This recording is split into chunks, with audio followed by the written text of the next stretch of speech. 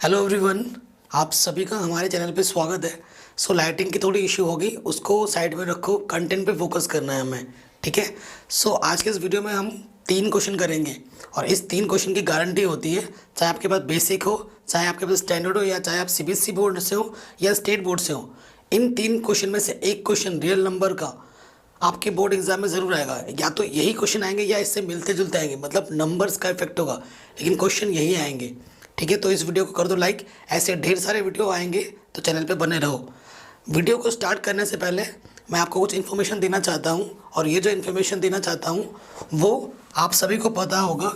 आकाश institute पता होगा ना, आकाश इंस्टीट्यूट। तो आकाश इंस्टीट्यूट एक एग्ज़ाम कंडक्ट करवा रही है। ठीक है, जो आकाश इंस्टीट्यूट है ना, वो एक एग्ज़ाम कंडक्ट करवा रही है, और ये जो एग्ज़ाम है वो स्कॉलरशिप बेस्ड एग्ज़ाम होगा। ठीक है, और इसकी जो प्राइस है वो बहुत ही चीप है, 200 रुपीज़ चार्ज है ओनली।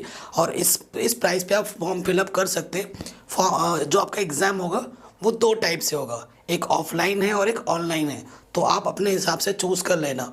ठीक है, और ये जो एग्ज़ाम किस क्लास से किस क्लास तक दे सकते हैं, तो क्लास 7 से लेकर क्लास 12 तक के बच्चे इसे भर सकते हैं आराम से।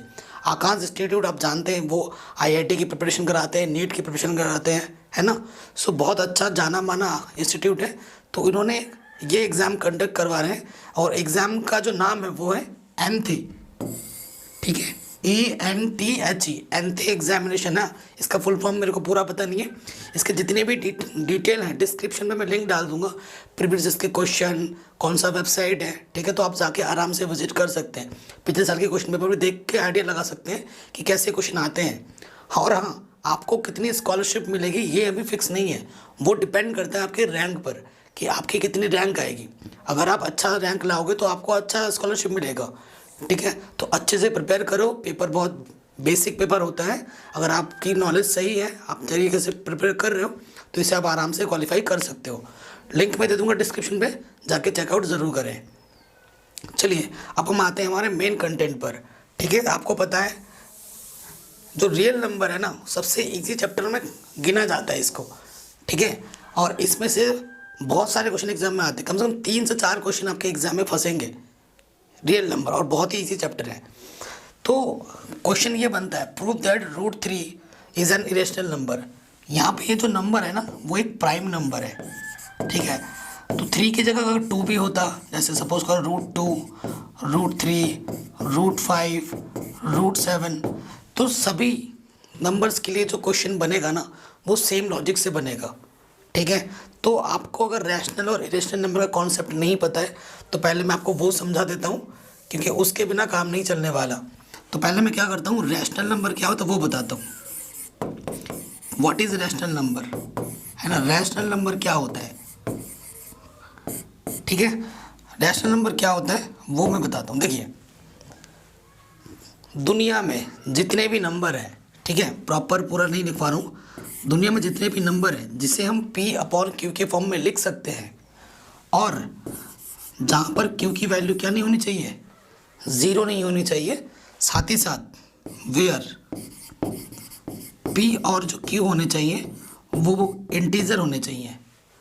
P और Q क्या होने चाहिए, इंटीजर होने चाहिए। और इंटीजर प्लस का भी हो सकता है, माइनस का भी हो सकता है, पता है ना आपको इंटीजर क्या होता है।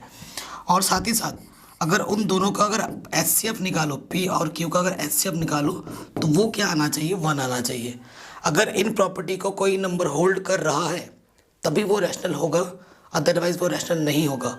फॉर एग्जाम्पल, क्योंकि कॉन्सेप्ट हमारा किंग है, तो कॉन्सेप्ट हमको जानना बहुत ज़रूरी है। जैसे 1/2 ये एक रैशनल नंबर है, 1 भी इंटीजर है, 2 भी इंटीजर है, और नीचे देखो 0 भी नहीं है, और इन दोनों का अगर HCF निकालोगे तो 1 आएगा। ठीक है, अभी मैंने एक नंबर लिख दिया है, हाँ, जैसे कि 2/4। ठीक है, मैंने अभी एक नंबर लिख दिया 2/4। ये अभी आपसे बोलेगा ना, तो ये अभी रैशनल नंबर नहीं है, बट ठीक है, लेकिन इसका सिंप्लीफिकेशन करोगे, 2 1 2, 2 2 4, 1/2, अब जाके ये रैशनल नंबर है। ठीक है, क्योंकि 2 और 4 का अगर HCF आप निकालते हो तो कितना आता, 2 आ रहा था, उस केस में वो रैशनल नंबर नहीं हो बन पाएगा। लेकिन इसका सिंप्लीफिकेशन जो फॉर्म है, एक्चुअली 2/4 ना हो कि वो क्या है, 1/2 है, अब ये जाके एक रैशनल नंबर है। ठीक है, ये बात हमेशा याद रखना। और एक चीज़ मैं आपको बताना चाहता हूँ रैशनल नंबर में, शायद आपको पता हो ना पता हो, लेकिन जानना बहुत ज़रूरी है। दुनिया में जितने भी रैशनल नंबर हैं सबका रेसिप्रोकल भी रैशनल नंबर होता है, सिवाय एक नंबर को छोड़ के। देखो ज़ीरो जो है वो एक रैशनल नंबर है, क्योंकि ज़ीरो को मैं लिख सकता हूँ 0/1 लिख सकता हूँ। तो ज़ीरो जो नंबर है वो एक रैशनल नंबर होता है।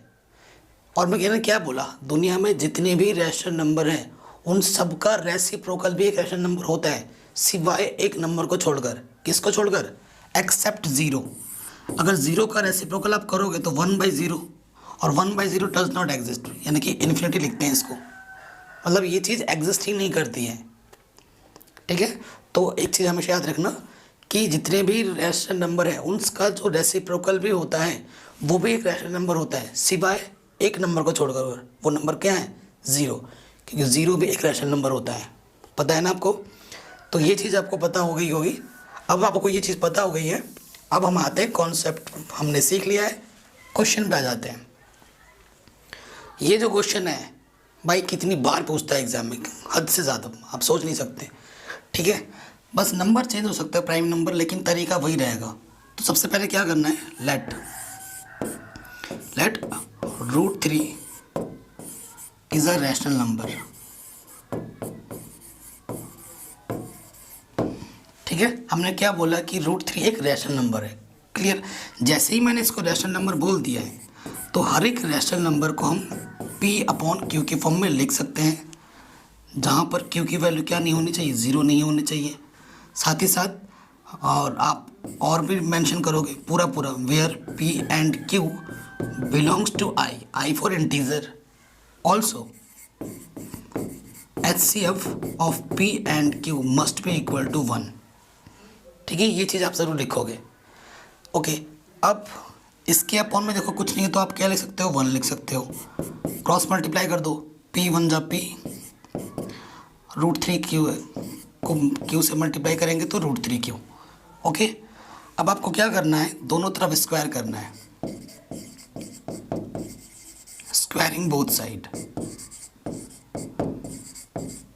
ठीक है, स्क्वायरिंग बोथ साइड करेंगे तो यहाँ से क्या हो जाएगा, P का स्क्वायर क्या होता है, P²। √3 का जब स्क्वायर करेंगे तो क्या आएगा, 3, एंड Q का जब स्क्वायर करेंगे तो क्या हो जाएगा, Q। ये हमारा इक्वेशन नंबर क्या हो गया, 1 हो गया। ठीक है, ये हमारा इक्वेशन नंबर क्या हो गया, 1 हो गया। यहाँ तक आ गए। नेक्स्ट स्टेप में क्या करोगे, सिंस देखो यहाँ पर इसका मल्टीपल कितना है, 3 है ना, तो अगर इसका मल्टीपल 3 है Q², यानी कि जो P² का टर्म है वो किससे डिवाइड होगा, 3 से डिवाइड होगा। Since P² is divisible by 3, therefore P is also divisible by 3। क्यों? अगर देखो मैं लिख रहा हूँ 3 की बात हो रही ना, 3 का स्क्वायर बोले तो 9, अगर 9 3 से डिवाइड हो रहा है, 3 टाइम जाएगा, तो इसका जो स्क्वायर रूट है P, 3 का स्क्वायर रूट कितना होगा, 3 भी तो 3 से डिवाइड होगा, 3 1 जा 3। तो वही चीज़ मैंने यहाँ लिखा, अगर P² 3 से डिवाइड है तो P भी 3 से डिवाइड ज़रूर होगा, इसमें कोई सोचने वाली बात नहीं है। ठीक है, क्योंकि हमने स्टार्टिंग पे ही √3 एक्चुअली में एक इरेशनल होता है, हमने इसका उल्टा मान लिया है, तो हम कॉन्सेप्ट के अगेंस्ट ला के दिखाएंगे अपनी बात को, तभी हम सही कर पाएंगे। ठीक है, तो मैंने P को 3 से डिवाइड दिखा दिया है। अब मेरा जो नेक्स्ट गोल है अल्टीमेट कि P/Q के फॉर्म में रैशनल नंबर होता है, तो मेरा जो नेक्स्ट टारगेट है कि Q को भी मैं क्या दिखा दूँ, 3 का एक मल्टीपल दिखा दूँ, या कि Q भी 3 से डिवाइड हो जाता है, तो P भी 3 से डिवाइड होगा, Q भी 3 से डिवाइड होगा, यानी कि दोनों का HCF कितना आ जाएगा, 3। हमें 3 नहीं चाहिए होता है, हमें चाहिए होता है 1। तो कॉन्सेप्ट के वो क्या आ जाएगा, अगेंस्ट आ जाएगा। तो जो चीज़ हमें प्रूफ करनी होगी वो हम प्रूफ कर देंगे। ठीक है, चलिए नेक्स्ट स्टेप में, नेक्स्ट में क्या करेंगे, लेट, इधर क्या माना है, P इक्वल टू 3 की बात हो रही है तो 3 ही लिखोगे, 3R। ये तरीका है लिखने का, प्रूफ करने का। यहाँ पर p है ना, तो आपको p लिखना है, और यहाँ पे जो नंबर होता है ना, जैसे √3 के लिए बोला तो 3 आया है, √5 के लिए बोलता तो 5 आता, और यहाँ r लग जाएगा। ठीक है, सेकंड इक्वेशन मान लिया हमने इसको। फिर क्या करना है, स्क्वायरिंग, बोथ साइड, दोनों तरफ स्क्वायरिंग करेंगे तो फिर क्या हो जाएगा, p² और 3 का स्क्वायर क्या होगा 9, r का स्क्वायर r²।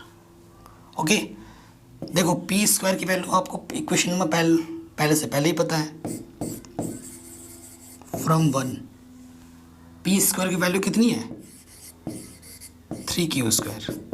ठीक है, यहाँ क्या है 9r², 3 इधर मल्टीप्लाई में, इधर क्या हो जाएगा डिवाइड में, 3 3 जा, यानी कि q² क्या हो गया 3r²।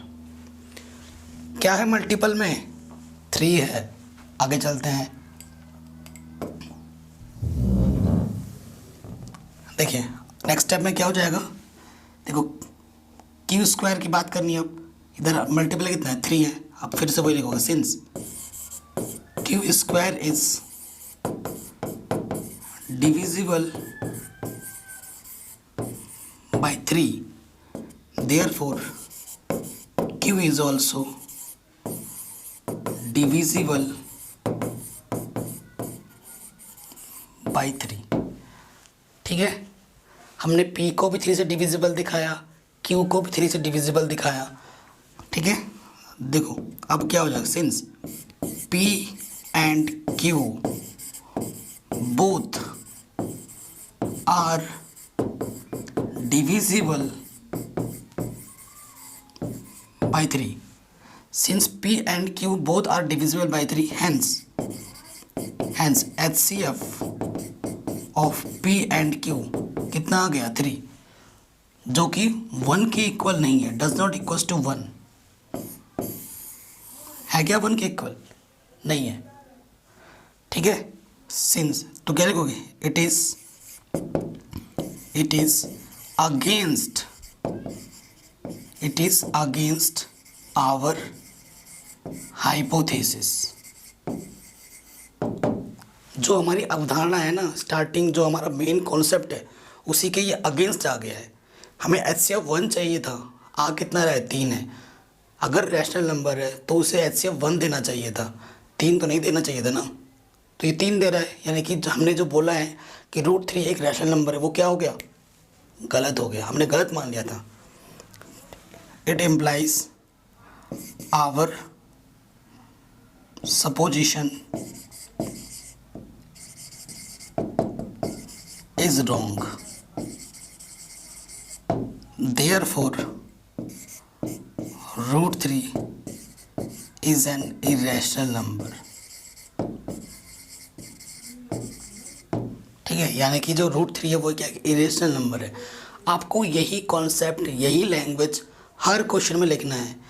हर क्वेश्चन में लिखना है का मतलब, देखो हर क्वेश्चन में लिखना है मतलब, अगर ऐसा क्वेश्चन कहीं आ रहा है, अगर p अंदर प्राइम नंबर है ना, p अगर प्राइम नंबर है और ऊपर रूट लग गया है, तो वो क्वेश्चन करने का जो लॉजिक होगा, जो तरीका होगा, वो बिल्कुल डिक्टो ऐसा होगा। जैसे √3 की मैंने कर दी, √5, √7, √11, √13, एनी प्राइम नंबर के ऊपर अगर रूट लग जाता है तो कॉन्सेप्ट यही चलेगा। ठीक है, और ये क्वेश्चन काफ़ी बार पूछा गया है। चलिए नेक्स्ट क्वेश्चन में आते हैं। ये जो क्वेश्चन है ये भी बहुत पूछा जाता है, मतलब नंबर चेंज हो सकते हैं लेकिन क्वेश्चन ऐसा बार बार आता है। आपके पास बेसिक हो, स्टैंडर्ड हो, it doesn't matter.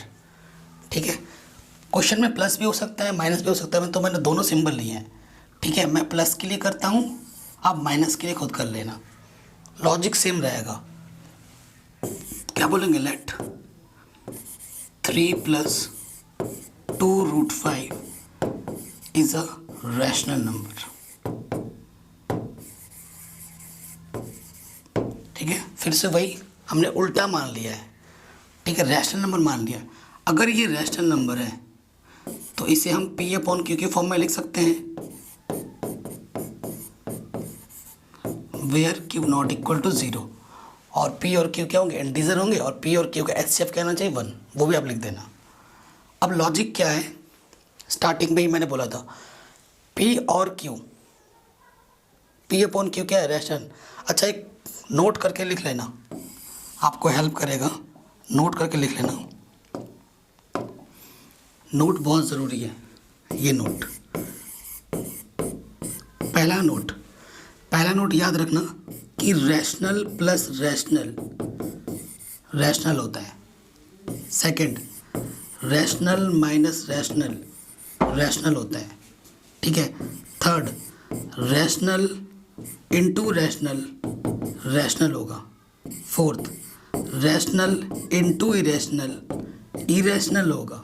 Fifth note, irrational into rational, अच्छा ये तो हो चुका है ना, हाँ, irrational irrational plus rational irrational होगा। इरेशनल माइनस रैशनल इरेशनल होगा, ठीक है। चाहे आप रैशनल में इरेशनल जोड़ें या माइनस करें, वो इरेशनल ही रहेगा, ठीक है। और एक छठा हो गया, सातवां, इरेशनल इंटू इरेशनल, दो केस बन जाते हैं इसके। अगर देखो रैशनल भी आ सकता है और इरेशनल भी आ सकता है, ठीक है। इसके दो केस बन सकते हैं। कैसे, देखो अगर दोनों नंबर सेम टाइप है, जैसे √2 इंटू √2 भी इरेशनल है, √2 भी इरेशनल है, लेकिन √2 और √2 की मल्टीप्लाई करोगे तो आ जाएगा 2 क्या है, एक रैशनल नंबर। क्लियर। तो अगर सेम टाइप के दो रैशनल इरेशनल लेते हो तब रैशनल आएगा, लेकिन डिफरेंट टाइप के दो इरेशनल नंबर लेते हो, जैसे ले लिया √2 लिया डिफरेंट और एक √3 लिया, तो इनकी मल्टीप्लाई करेंगे तो √6 आएगा, और ये जो √6 है वो क्या है, एक इरेशनल नंबर है, ठीक है। अगर दोनों सेम कैटेगरी के लेते हो तो मिलेगा रैशनल मल्टीप्लाई करने पर, और दोनों डिफरेंट के लेते हो तो आएगा इरेशनल, डिपेंड करेगा, केस बन जाएगा इसमें दो। तो ये नोट भी आप लिख लेना, काम आएगा आपको। अब आगे बढ़ते हैं नेक्स्ट। अब क्या होगा, हमें क्या करना है, अंडर को एक तरफ रखना है, बाकी दुनियादारी को दूसरी तरफ, ठीक है। तो हम क्या करेंगे, ये रूट वाला इस तरफ रखा, ये प्लस का है, इधर आके क्या हो जाएगा, माइनस का। P अपॉन Q क्या है, रैशनल। 3 क्या है, रैशनल। रैशनल में से रैशनल माइनस करेंगे तो क्या आएगा, रैशनल। ओके, अच्छा अब रूट को एक तरफ रखना, लॉजिक हमारा वही चल रहा है। 2 इधर मल्टीप्लाई में, इधर आके डिवाइड में। हाँ, रैशनल को जब रैशनल से डिवाइड करोगे तब भी रैशनल आएगा। देखो ये चीज़ पूरी क्या है, रैशनल, ये चीज़ पूरी क्या है, रैशनल। रैशनल को रैशनल से डिवाइड करेंगे तो क्या मिलेगा, रैशनल, ठीक है। तो क्या मिलेगा, रैशनल। अब आ जाओगे लॉजिक पे। इसे मान लो इक्वेशन नंबर सेकंड और इसे मान लिया फर्स्ट। अब इधर क्या है, राइट साइड पे रैशनल है और लेफ्ट में क्या है, √5, क्योंकि ये प्राइम नंबर है, प्राइम नंबर के ऊपर रूट है, इट मीन्स ये क्या है, एक इरेशनल नंबर है। तो आप क्या लिखोगे, तो आप क्या लिखोगे, since we know that √5 is an irrational number, but P upon Q minus 3/2 is a rational number, hence from second में आप क्या लिखोगे, ये जो √5 है कभी भी इक्वल नहीं हो सकता है इसके, कभी भी इक्वल नहीं हो सकता है इसके, क्योंकि ये क्या है, एक इरेशनल नंबर है और ये क्या है, एक रैशनल नंबर है। तो रैशनल और इरेशनल कभी भी इक्वल हो ही नहीं सकते, तो क्या कर दिया, कट कर दिया, ठीक है। फिर क्या बोलोगे आप, therefore it is against our hypothesis, so our assumption is wrong। तो जो हमने माना था वो क्या है, गलत है। therefore 3 + 2√5 is an irrational number।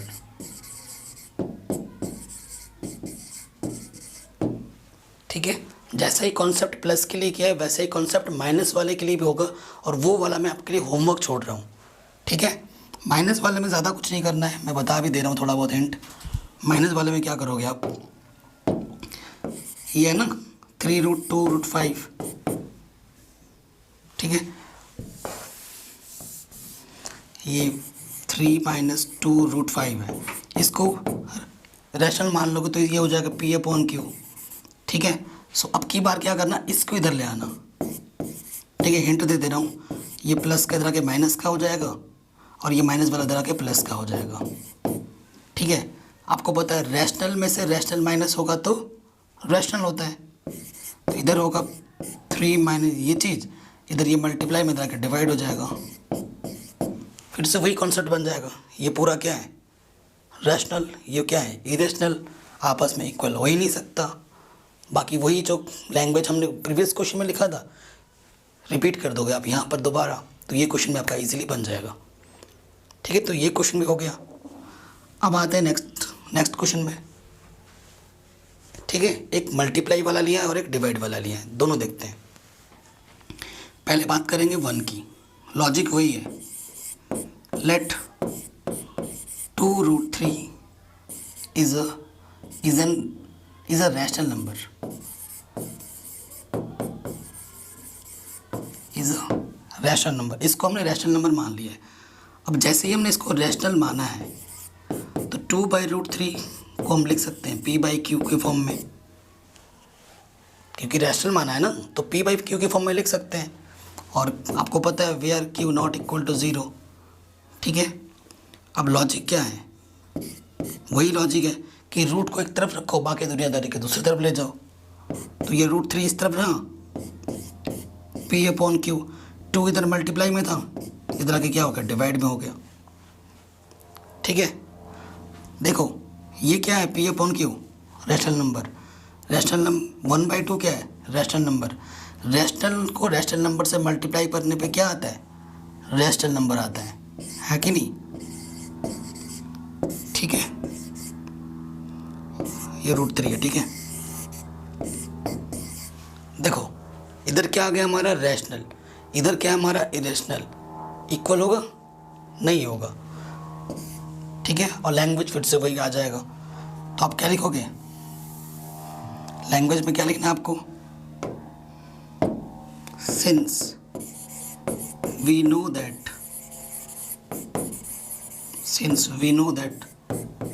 √3 is an irrational number, but P/2Q is a rational number,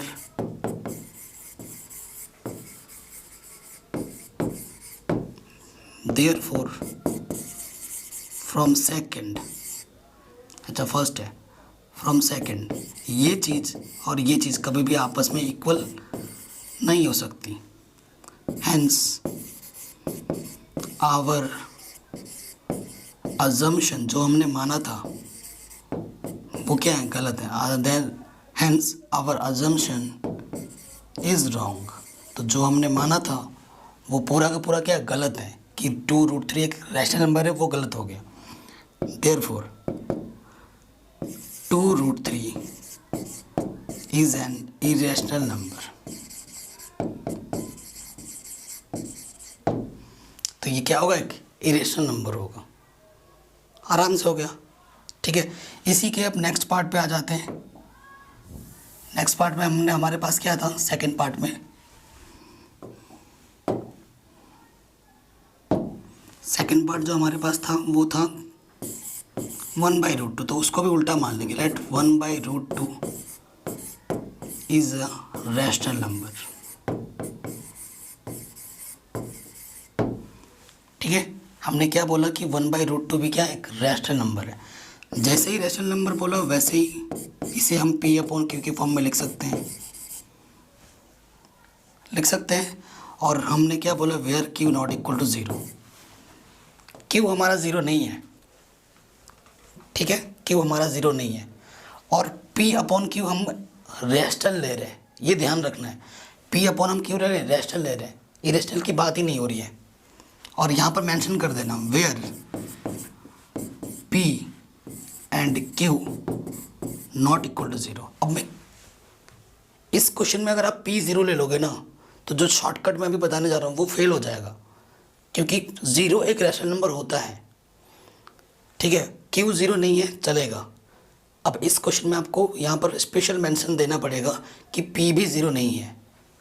देखो यहाँ पर 1/√2 है, ऊपर ज़ीरो है क्या? नहीं है। ठीक है, ऊपर ज़ीरो नहीं है। ओके, सो देखिए क्या करूँगा मैं, रेसिप्रोकल कर दूँगा।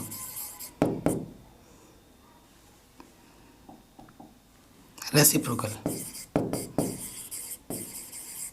जैसे ही मैं रेसिप्रोकल करूँगा, मैंने आपको बताया था ये हो जाएगा क्यू अपॉन पी हो जाएगा, और ये हो जाएगा √2/1। ठीक है, क्यू अपॉन पी और √2/1 आपको पता है अगर p अपॉन क्यू एक रैशनल नंबर है तो q अपॉन p भी एक रैशनल नंबर होगा। मैंने स्टार्टिंग पे ही बोला था। तो ये क्या है, एक रैशनल नंबर, और ये क्या है, एक इरेशनल नंबर। रैशनल और इरेशनल कभी भी आपस में इक्वल नहीं होते। ठीक है, सो आप वही लॉजिक फिर से लगा दोगे। यहाँ पर क्या लिखोगे, since we know √2 is an irrational number but q upon p is a rational number, hence q upon p √2 के इक्वल कभी हो ही नहीं सकता। ठीक है, therefore our assumption is wrong। तो हमारा जो अवधारणा है, ठीक है, जो हमने स्टार्टिंग में बोला था कि ये रैशनल होगा, वो क्या गलत हो गया। Hence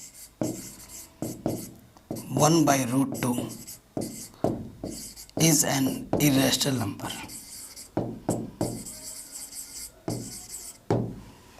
ठीक है, तो आज के इस वीडियो में 3 क्वेश्चन हमने किए हैं, और इसकी मैं पूरी गारंटी लेता हूँ कि इन तीनों में से एक क्वेश्चन आपके बोर्ड एग्जाम में ज़रूर आएगा।